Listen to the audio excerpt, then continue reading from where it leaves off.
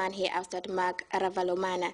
Madagascar has been embroiled in an endless struggle for power between the two men, and the election of either candidate is expected to increase tensions between the two sides. Let's look at this CFI report for more. 3 weeks ahead of the second round of presidential elections, the countdown has started. Winner of the first round, Jean-Louis Robinson, is back on the campaign trail. He met with his supporters in a symbolic spot, the ruins of a Magro supermarket, property of Marc Ravalomanana, who was ousted during the military coup in 2009. A tribute to Papa, as his supporters call him. The president has supported him since the beginning of the campaign. His wife, Laila Ravalomanana, doesn't miss a single Robinson rally. I said it last time too. Mommy will be my prime minister, and I will keep my word. But for the legislative, you also have to vote for candidates from Ravalomanana's movement. On the opposite side of the city, his rival Razonarimanpian, who is backed by interim president Andrazoel, chose a working-class neighborhood of Antananarivo to launch his campaign. Welcome, President. This is what the banners are saying. Who knows whether it's a prophetic message? The promises are concrete and correspond to the setting. We will clean up all this garbage for you because it's harmful to your health. And don't forget, on the 20th of December, I will give you a new force, but you too must support me. Two strong men who were forced to move away from politics and their two protégés, a duel in the making. Only 5 points separate the two candidates. Robinson is in the lead in opinion polls. He already has the backing of Camille Vital and Sarah Georget, two candidates who lost in the first round.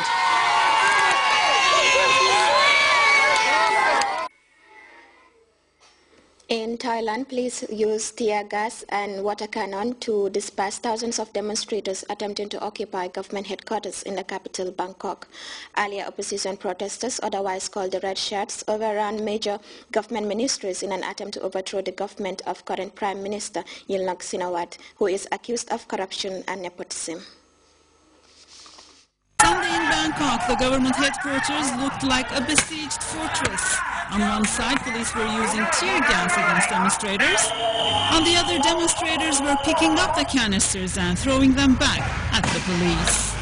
A duel with unequal weapons. Police ended up dispersing the demonstrators with water cannon. At least 3 people dead and dozens wounded. The determination of the opposition forces remains intact. The government doesn't have any right to rule this country. They don't listen to their people. They rejected a court decision. I'm Thai and I have to protect my country. The demonstrators, mainly made up of conservative middle classes and royalists, want Prime Minister Yingluck Shinawatra to step down. Nothing seems to be able to stop them. Neither the pro-government forces, the so-called Red Shirts, nor the Prime Minister, who, according to rumors rejected by the authorities, has fled the country. In the evening, tens of thousands of opponents held a peaceful march to the Foreign Affairs Ministry and called for a general strike on Monday. In order to continue with the People's Movement and eliminate Thaksin's regime, People's Democratic Reform Committee would like to announce that Monday, December 2nd, is a holiday for the government sector.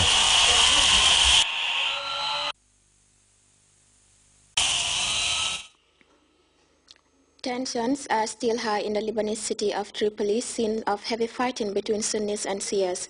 2 people were killed Saturday after clashes erupted between supporters of Syrian President Bashar al-Assad and rebels. In Israel, police and protesters fought running battles after the government outlined plans to evict thousands of people from their homes. We have more of these and others in this report. Fighting in the northern Lebanese city of Tripoli has claimed the lives of 6 people. The fighting was a spillover from the conflict in Syria. Tensions in the city have flared since Thursday, when 2 Syrian flags were raised in Jabal Moshen in response to those raised for the rebels. 80% of residents in Tripoli are Sunni, 11% Alawite. An attack in Tripoli in August killed 45 people. Protests in Israel on Saturday were marred by fighting between Bedouins and police. Demonstrations were held in several cities against a law that would expel tens of thousands of Bedouins from the Negev desert. Supported by the Palestinians, the main protest took place near the village of Hura in the Negev. Under the new law, which gives the state control of more than 70,000 acres, 40 Bedouin villages will be bulldozed and the residents relocated. The opposition in Ukraine called new protests this weekend to demand the government's resignation. The opposition is angry over President Yanukovych's sudden rejection of an agreement with the European Union. Last week, coming under pressure from Russia, the president backed out of a deal that would have strengthened ties with the EU. President Yanukovych will next head to Russia to restore commercial relations between the two countries. Thousands joined an anti-racism march on Saturday in Paris. The march was called by unions and civil society groups in response to racist slurs aimed at the Minister of Justice, Christiane Taubira. Demonstrators marched from the Place de la République to the Bastille. The demonstration was peaceful, aside from some minor altercations with riot police. We now take a second break.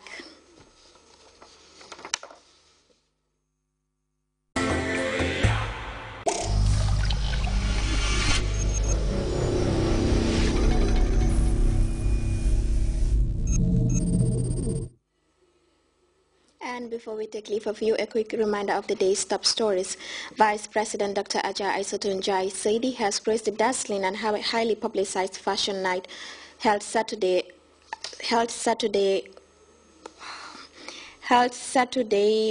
as to promote the Gambia as a vibrant tourist destination. My apologies. Helping those who cannot help themselves, concerned Gambians have been speaking to Grts about the growing phenomena of people struggling with serious health conditions. The Senegalese government have set up a commission to look into rent. This as the price of renting a house dramatically rises in the capital, Dakar. And facing an uncertain future, Madagascar is bracing up for the second round of voting to elect a successor to Andrea Rajoelina. Well, that was all we have time for in this edition of the news. Stay tuned and do enjoy the rest of our programs.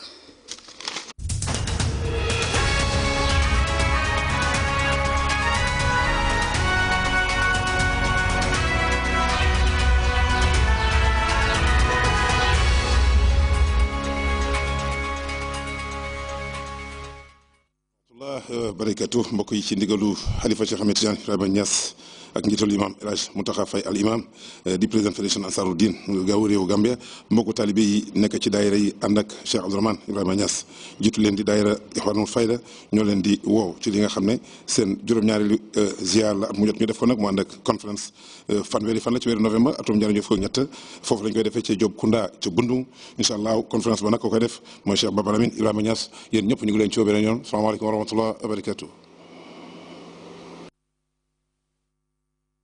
Thank you.